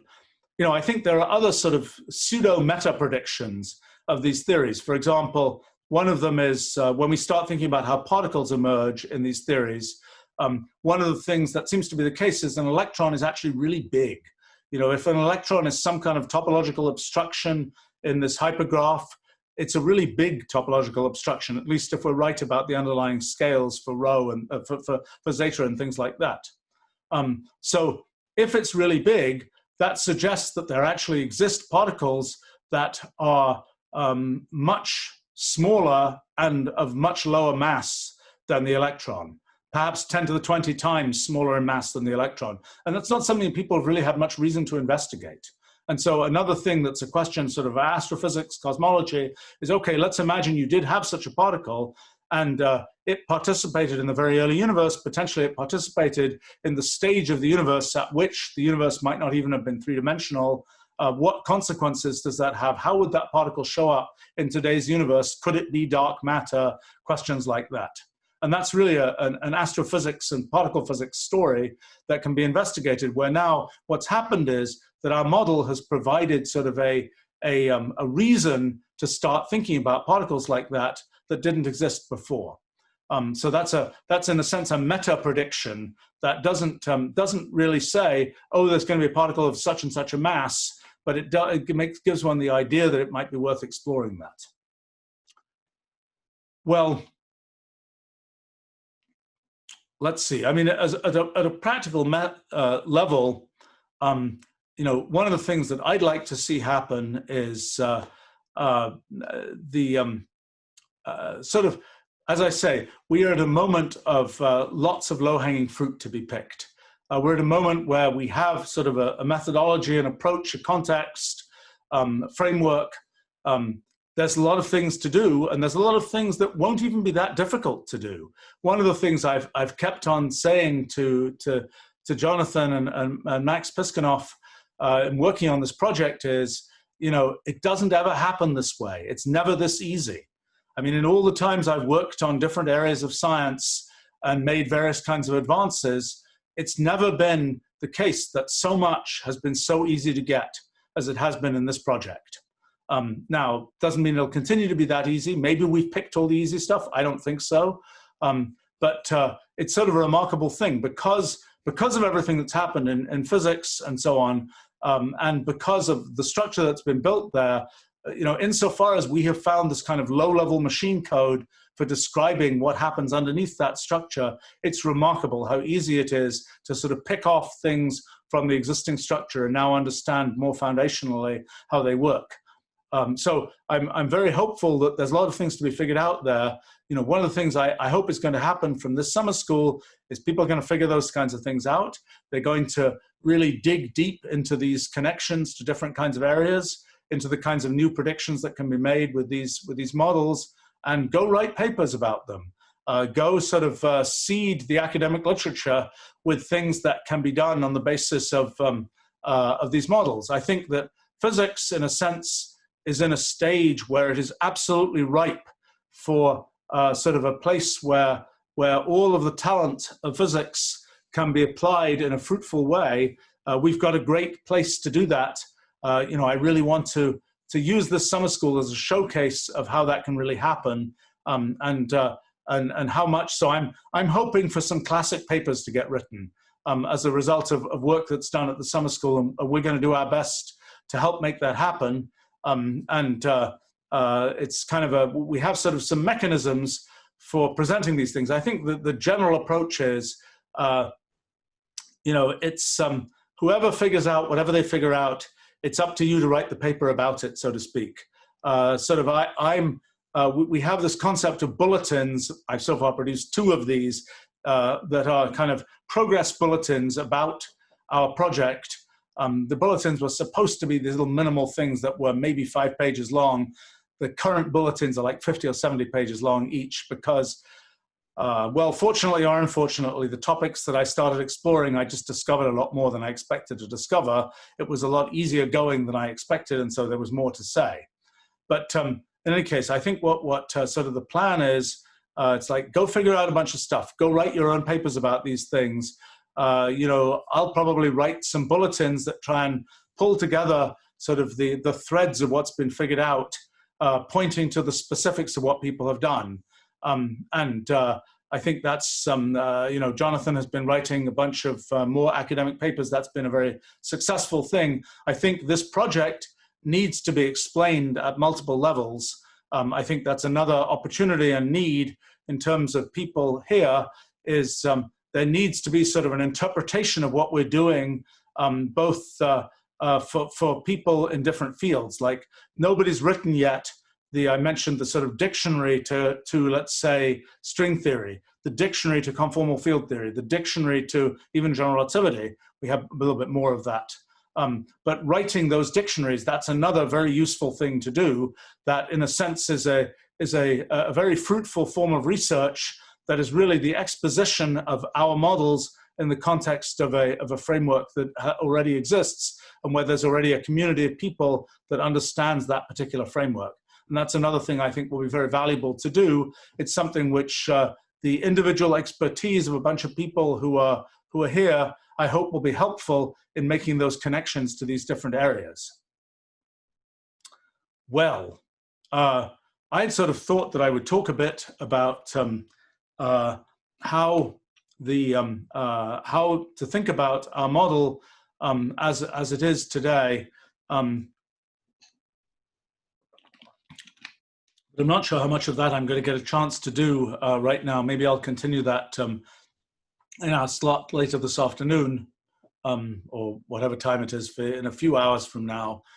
I thought maybe I should talk a little bit. Well, let me give a little bit of a sketch of kind of a current understanding, and so a good place to start. Let me go ahead and share this. Good place to start is this visual summary that's on the Wolfram Physics Project website. Look, I should probably point you, perhaps other people have done this too, to the different parts of this website. The technical introduction that I wrote is a kind of a step-by-step kind of story of kind of the foundations of what we're trying to do. Jonathan has 2 papers which are up here, which are more technical descriptions of how what we're doing connects to general relativity and quantum mechanics, and those will be relevant for lots of people on our physics track here. I might say that in the kind of investigations that we do, I've sort of talked around these kind of methodological approaches. There's kind of the go use mathematical physics to figure things out, go use theory of computation to go and figure things out. There's what I often, somewhat disparagingly of myself, call doing zoology. It's like, okay, we've got some general idea, let's go implement it, let's go actually run simulations of these things, and let's go try and do the zoology, so to speak. Go study the computational animals that exist out there and go see what's going on. That's a very important step. And we've discovered a lot of very important things by doing that. It's a slightly different kind of activity than sort of doing more mathematical physics kinds of things. But it's something that I hope there'll be projects to do with that. For me, I've been doing sort of computational zoology for 40 years now. And so it kind of, for me, it's kind of, quotes, conceptually easy to do. I think there are some principles of how to do it well, having to do with sort of find the minimal model, find the minimal way to look at things. One of the biggest problems in computational zoology is the unexpected. The unexpected will happen. The question is to recognize it.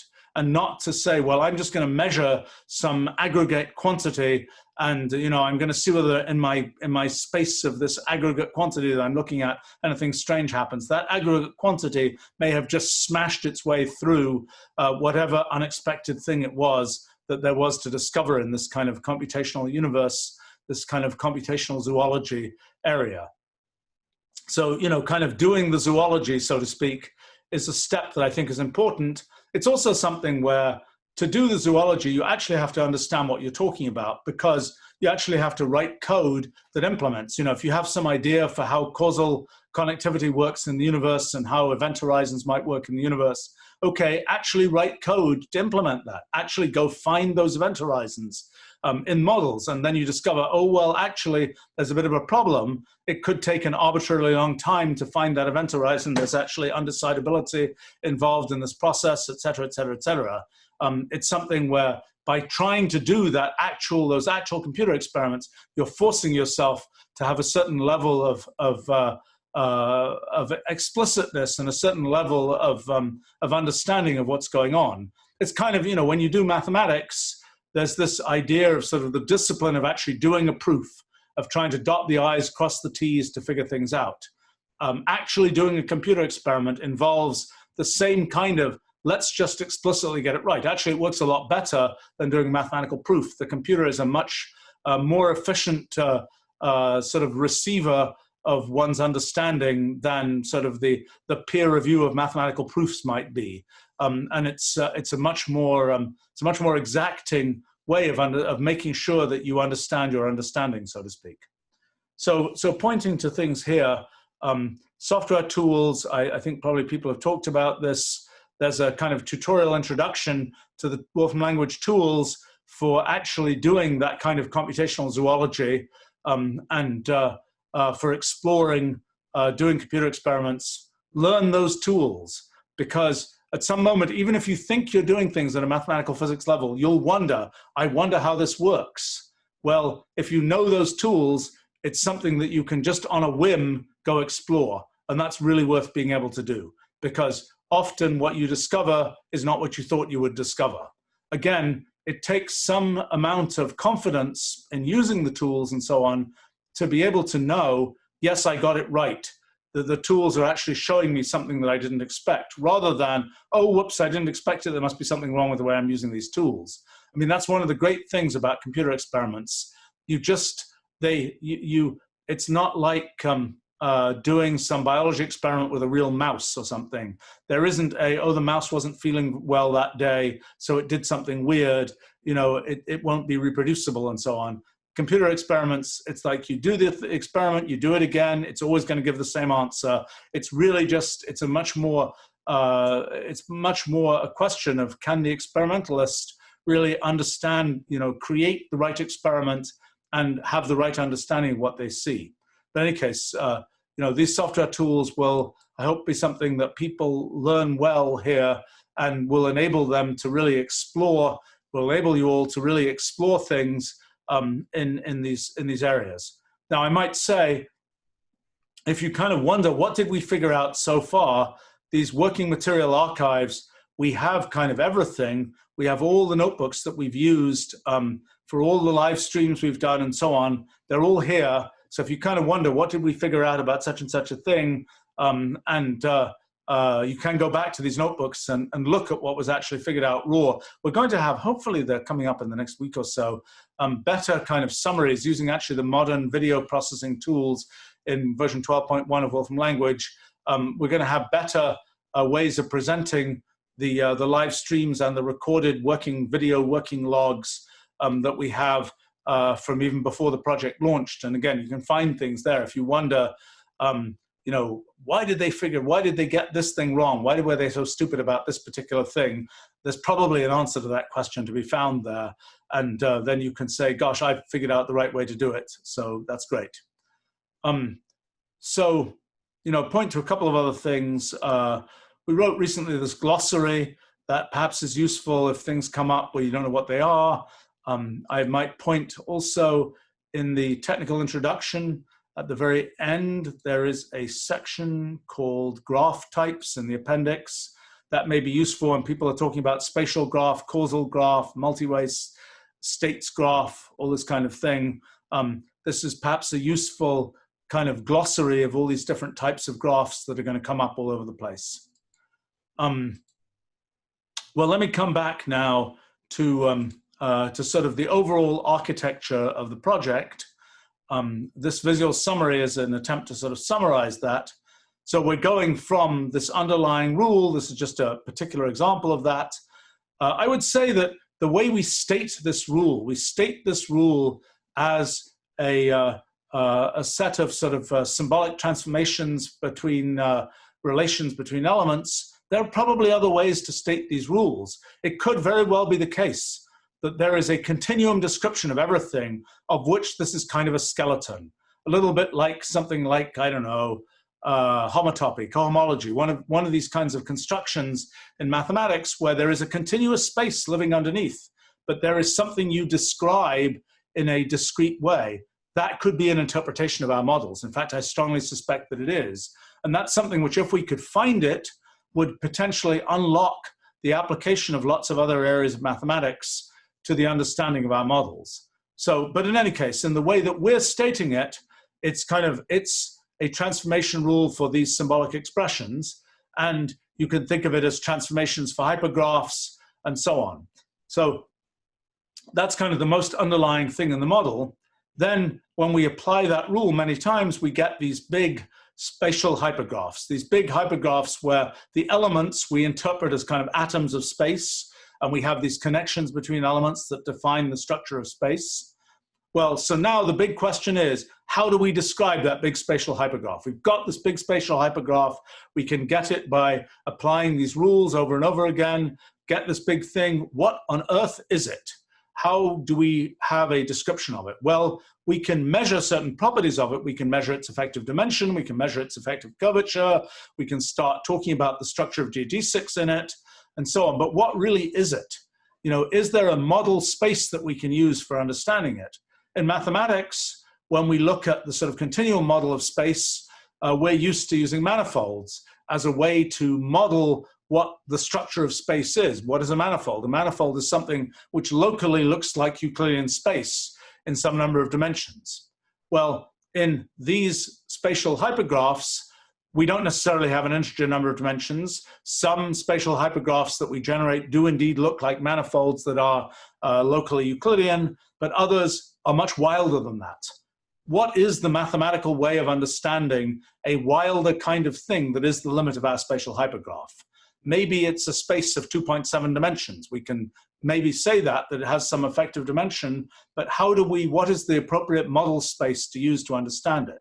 How do we build a mathematics? So in a sense, calculus was the story of understanding continuity in integer dimensional spaces. What we need to understand the limits of these hypergraphs is an understanding of continuity in things that aren't necessarily integer dimensional space. What is the generalization of calculus that applies to things like this? How do we think about sort of making model spaces for things like this? How do we think about the constructions of differential geometry and things like that in the context of these much wilder spaces that come as the limits, not of some simple mesh or something that might limit Euclidean space, but rather of these general hypergraphs. So that's an important thing that we are still sort of grappling with. Now, we can start kind of picking away at using the ideas of mathematics, using notions like tangent spaces, using ideas about curvature,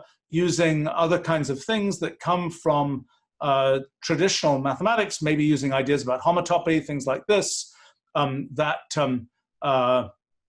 ideas from topology and so on, to understand this limit of these spatial hypergraphs. But I think one of the things that maybe we'll talk about a bit more is making this dictionary of, from existing mathematics, what is the analog? What can we construct in these spatial hypergraphs and so on? So that's a big thing. How do we understand what the structure of space might be? Now, of course, even talking about the structure of space is a bizarre thing from the point of view of existing physics. I mean, ever since Euclid, basically, there's been sort of this notion that space is something where everything operates in it, but you don't have to discuss the structure of it itself. But now, sort of fundamental to these models is that we're talking about the structure of space itself. So then there's more to understand about the structure of it itself, space itself, because in these models, one of the features is that everything in a sense is just space. The whole everything in our universe is just features of space. And so now that puts the question is, how do we understand matter, particles, all those kinds of things, just as features of space? And by the way, in the domain of there's no new idea under the sun, the idea that everything might be just features of space is an idea that's existed since antiquity, and it's had all kinds of different twists and turns. I mean, one of the ones that was really kind of nice was Kelvin talking about the idea that maybe when people believed there was an ether that was the luminiferous ether that carried electromagnetic waves, as you know, air carries sound waves, that there might be knots in the ether, and that knots in the ether might correspond to atoms. And so people started classifying knots. That was the original motivation for knot theory, and classification of knots might correspond to the different kinds of atoms. Not a completely crazy idea. Turned out didn't work in that particular form. But this idea that there's nothing in the universe except space has certainly had its precursors. For example, Einstein, I think, very strongly believed that. In fact, people keep on sending me these, and maybe somebody should really do a systematic study of this, of what did Einstein say about discrete space and about the structure of space. Because people have sent me a bunch of fragments where Einstein wrote, even as early as 1916, that, look, I'm sure space is ultimately discrete and not continuous, but we don't have the tools necessary to analyze things that way at this point in the history of mathematics. Well, now we do, and I think some of Einstein's ideas about how, you know, in a sense, in his way of thinking about it, everything might be made from the structure of gravitational radiation, you know, geons and things like this that would be kind of just features of space. That didn't work out, but now in our better understanding, our sort of finer, low-level machine code for what space is, we get to actually think about how everything in the universe can emerge as something which is a feature of space. And the thing that one of the surprises in working on these models in the last 6 months was the discovery of the identification of energy and momentum with certain features of the sort of the evolution of space. The idea of energy as the flux of causal edges through space like hypersurfaces and so on. More recently, we have some understanding of angular momentum as well as linear momentum in terms of pairs of geodesics, and in terms of this kind of sweeping out of a plane, and in terms of sort of vorticity in the structure of causal graphs and so on. So in any case, one of the things that is, so something we don't have is an understanding of quantum angular momentum. I have some guesses, Jonathan has some different guesses about the use of things like homotopy in understanding among other things, the quantization of angular momentum. I suspect there's some low-hanging fruit to be picked there. I suspect once that's picked, we will also understand fermions and bosons, which are another thing that sort of is a feature of, so one question is, do you need to know what particles are to understand, for example, what energy is or what angular momentum is? So I thought one probably would need to understand particles before one understood energy. Turns out it isn't true. There's a bulk notion of energy that exists in our models. There's a bulk notion of angular momentum. A question, which I think is a very immediate one, is there a bulk notion of spin statistics? Is there a bulk notion of Fermi statistics, of fermions and so on? I'm kind of beginning to suspect that there is a bulk notion of that, and that that's something that one can explore without knowing the details of how things break down into individual particles. But now the question is, what are these particles? They are presumably some analog of a topological obstruction in the structure of the spatial hypergraph and in its evolution. We know sort of toy examples of non-planar lumps in planar graphs, things like this. What is the more general analog of that? We don't know. That's a super important thing. That's something that I think can be studied by computer experiments, and we need to do that. Now, I should say that so understanding the structure of what can happen in a spatial hypergraph, that's an important thing. There's a theoretical understanding, that may be difficult. I mean, you know, I've talked to a bunch of the world's leading graph theorists in the past, actually, about sort of generalizing notions of topological obstructions in graphs. And they say things like, well, come back in 100 years, we may know something, which is basically like, you got to figure it out for yourself.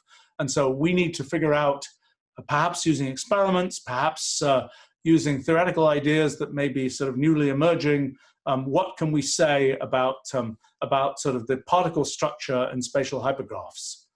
I should say there are other things that we need to generalize. So for example, rotational invariance. How does it work in 2.7-dimensional space? What is the analog of the rotation group in that case?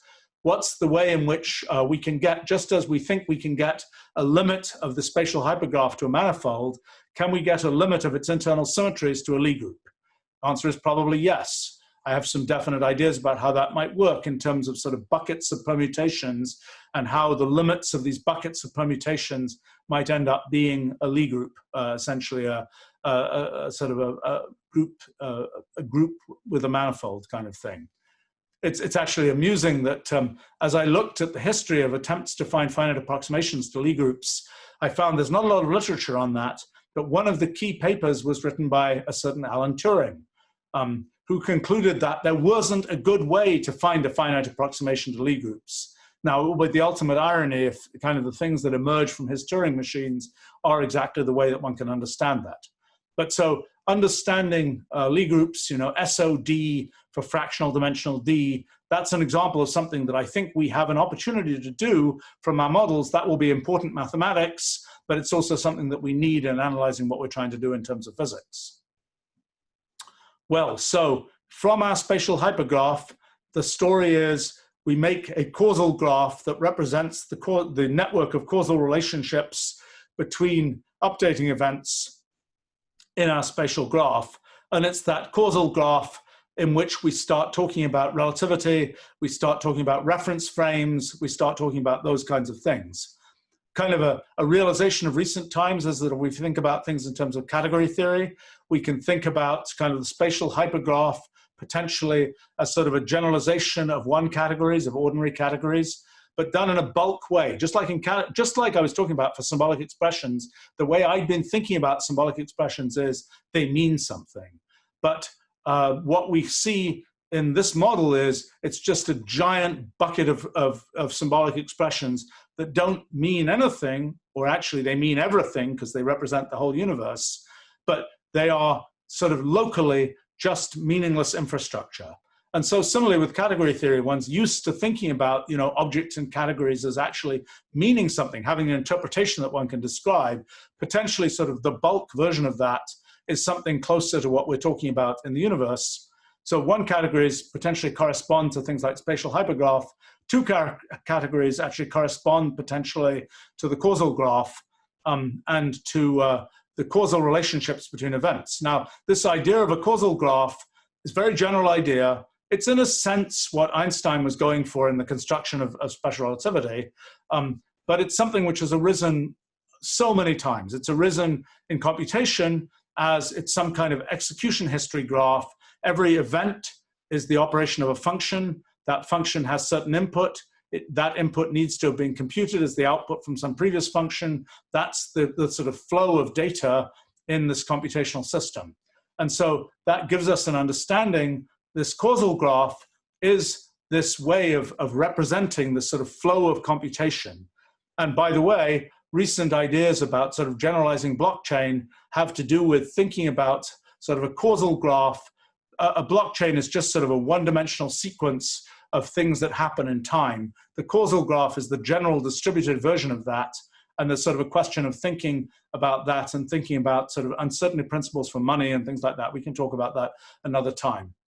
But in any case, from this causal graph, one of the big questions then is reference frames. In relativity, we're used to things like inertial frames. Those correspond to kind of flat slices through this causal graph. What are other reasonable frames? What is a calculus of frames? How do we think about the set of possible frames that one might consider that might be constructible by a computationally bounded observer? Jonathan has some thoughts about how thinking about that relates to things like the weak cosmic censorship hypothesis. I think that's a way of thinking about some of these kinds of things. We don't even know what an accelerated frame looks like. That's a constructible kind of frame that one can see what the consequences are. And in fact, for example, we know that particle production, like in Hawking radiation, happens in accelerated frames. We should see that if we make explicit models of accelerated frames in the causal graph and so on. Hasn't been done yet. So then this whole question about what's a reasonable reference frame in the causal graph, big set of questions there. That set of questions also relates to distributed computing. My expectation is distributed computing is very hard to wrap your head around. You know, how do you get all these independent asynchronous processes to all do the right thing? The traditional approach in distributed computing is make them somehow synchronized, so you don't actually have to think about the distributed nature of the thing. You really have ultimately synchronized all of them in a series of steps. That's a very inefficient way to do distributed computing. I think we have the opportunity to start thinking, as we do in thinking about general relativity, thinking about sort of these reference frames of in which we are thinking about computation, and that's a way to that will, well, I think, emerge as a way to think about distributed computing that is different from the ways we've thought about it before, but can leverage all those things we know in physics. You know, we'll be able to talk about event horizons in distributed computing, kind of forks in the blockchain and things like this. And we'll be able to take all that intuition and all that mathematical development that's happened in physics and apply it to distributed computing. So that's the causal graph. The next big thing is the multi-way graph. And the multi-way graph represents all the ambiguities in the possible rewritings that could be done. There isn't just one place you can do a particular rewriting in the spatial hypergraph. There may be many. The multi-way graph represents the graph of all those possible rewritings. And it's the thing that leads sort of inexorably to quantum mechanics. And the idea is that in this multi-way graph, there are all these different possible states that can emerge that are like the states of quantum mechanics, and we can start to see kind of the easy ideas of quantum mechanics can emerge just in talking about the multi-way graph. We don't really have to go further beyond that, and we don't even have to talk about spatial aspects of it. We just say the structure of the multi-way graph is this. Oh, I should have mentioned sort of a key idea here is this idea of causal invariance, which we'll talk about much more technically, but it's the idea that leads the branching that happens in this multi-way graph always to have some corresponding merging in the future.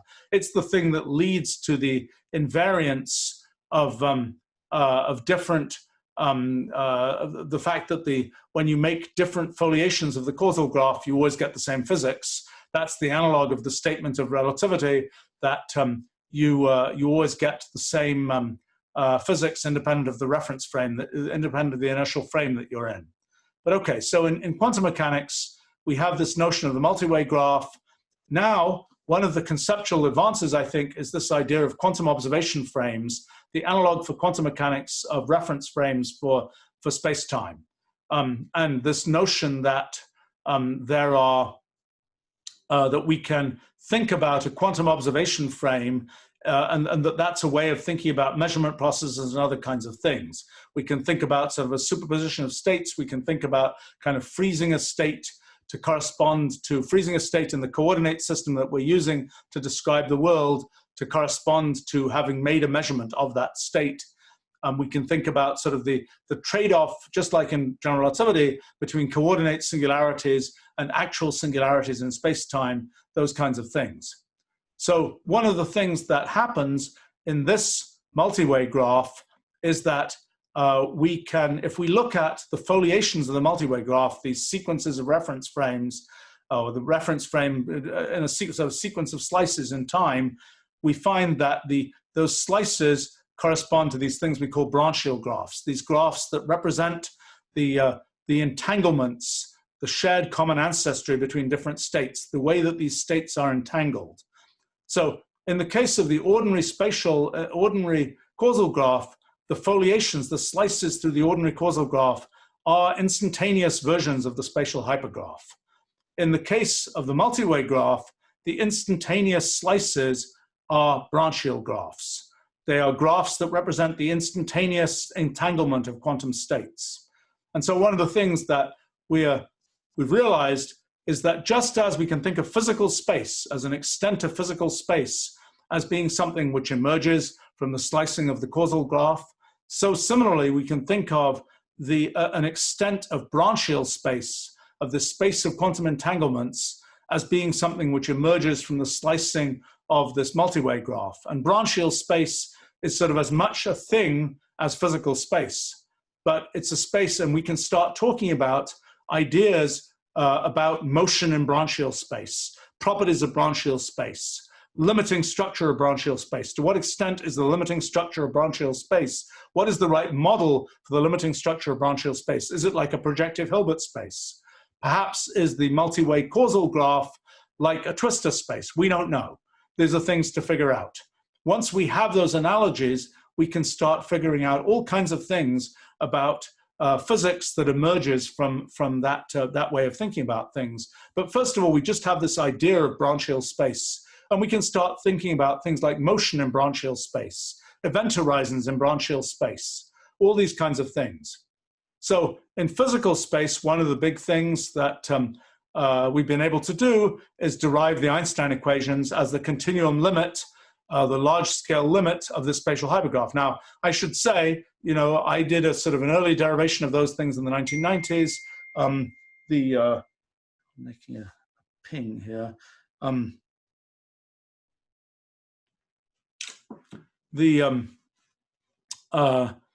I'm going to do here is there's too much to say about all of this, so I'm spending longer talking about this than I'd expected. I'm going to finish talking about sort of this round of stuff, then we'll go to our virtual pizza party, and then I'll come back and I'll talk some more about some more things to say about kind of the structure of the model and the opportunities that exist today in understanding it.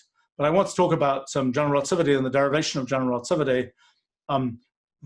In a sense, that derivation is an analog for spatial hypergraphs of what I did with cellular automata and fluid mechanics back in the 1980s. Technically and mathematically more sophisticated, probably even some of the things I did from fluid mechanics actually to do with group theory and so on might actually be applicable even quite directly, now that I think about it, to what we're doing here, and that's probably something worth exploring. But in any case, the derivation of general relativity, we worked on it, and Jonathan has a sort of more buttoned down version of it, but there's still more to figure out. When one does sort of the mathematics of it, there are many limits to be taken. There are many assumptions to be made about ergodicity, about which sort of is a thing from computational irreducibility. There are many things about, we want a limit where the length scales are large compared to the elementary length, small compared to the size of the universe, the derivatives, the rates of change of things are small compared to this, large compared to that. It's a big tower of limits. And there's a lot to be done in sort of mathematically buttoning that down and in figuring out, perhaps with experiments and so on, where that tower of limits doesn't work, because those are going to be physical phenomena. So in any case, we have this derivation of the Einstein equations, and we, you know, an example of something that's really, actually, I think I forgot to put that on our list of potential projects, but it should be there, is can you derive the higher order corrections to the Einstein equations? In the case of fluid mechanics with cellular automata, I did derive the next order corrections to the fluid equations that come where they're not just things completely generic to what's going on, but they're things that depend a little bit on the actual structure of the molecules. So similarly, we want to know what are the next order corrections, the things that depend a little bit more on the underlying structure of the space. That's a good project that I forgot to put on the list, and we should add. But so I'm not saying it's easy. I know Jonathan has done some work on this. I think this is something where there's things to figure out. But okay, let's go to branchial space. Now, this idea of motion and geodesics and things that we can set up in physical space, we can also set up in branchial space. And one of the just amazingly cool things is that the Feynman path integral basically is the analog of the Einstein equations, but in branchial space rather than in physical space. And so what we're talking about is the turning, the deflection of JD6 as a result of the presence of Lagrangian density, essentially energy density, in the multi-way graph. Now, again, there are more details to be filled in. You know, I would say, let's go make a perfect mathematical derivation of the path integral. But actually, even the perfect mathematics of the path integral is not properly understood and hasn't been in 70 years, as I mentioned earlier. So but there's more that can be done in sort of buttoning down the derivation of the path integral from looking at the structure of multi-way graphs and looking at the continuum limit of multi-way graphs. Some of what happens there may relate to the fermion boson question and other kinds of things like that. But the other thing to understand is sort of the predictions of quantum mechanics. One of the things that, one of the challenges in making sort of a new paradigmatic approach to a field, particularly a field that's had sort of 100 years of sort of opportunity to develop since its last kind of real injection of new paradigms, is, you know, what was done wrong? What were things that we assumed that became sort of self-evident to anybody working in physics, you know, 6 or 7 academic generations away from the people who created the current paradigm? What are things that sort of are taken for granted by anybody who's doing that? And there are several of those. I mean, one being the discreteness of space, another being the identification of space and time as the same kind of thing, which was something that I think Minkowski was primarily responsible for. The idea that time is just a coordinate like space as opposed to something different, like a computational process as opposed to an extent of a hypergraph. But one of the things that we've realized about quantum mechanics is there's a similar identification. I think, I don't know the history, I need to go look up the history. I kind of suspect John von Neumann was one of the, maybe Wigner, maybe to some extent Heisenberg, were responsible for this particular thing, which I think is a wrong turn in the end. The idea that a quantum amplitude is a complex number, and that's the right way to think about it, seems to be wrong. That is, it seems to be, yes, you can package what we think of as quantum mechanics as a single, where quantum amplitudes are complex numbers, but actually you should be thinking about the magnitude and the phase of the complex number in a separate way. The magnitude turns out to be associated with path counting of paths in the multi-way graph. The phase is associated with position in branchial space. And so when we work out the path integral, isn't it remarkable that the path integral has a measure which is just, has the actual sort of content of the path integral, the thing you're integrating is e to the is over h bar. It's a pure phase. And there's a separate measure that you're integrating over. And that measure, I think, is the path counting of the multi-way graph. The thing you're integrating, the actual e to the is over h bar, that represents turning in branchial space. That represents, I think, the deflection of JD6 in branchial space. And that's the thing. And it's sort of, I mean, I back in the early 80s, I talked to Dick Feynman a lot. And one of the questions that he would always raise is, why is the e to the minus beta h of thermodynamics the same exponential as the e to the aht of quantum mechanics?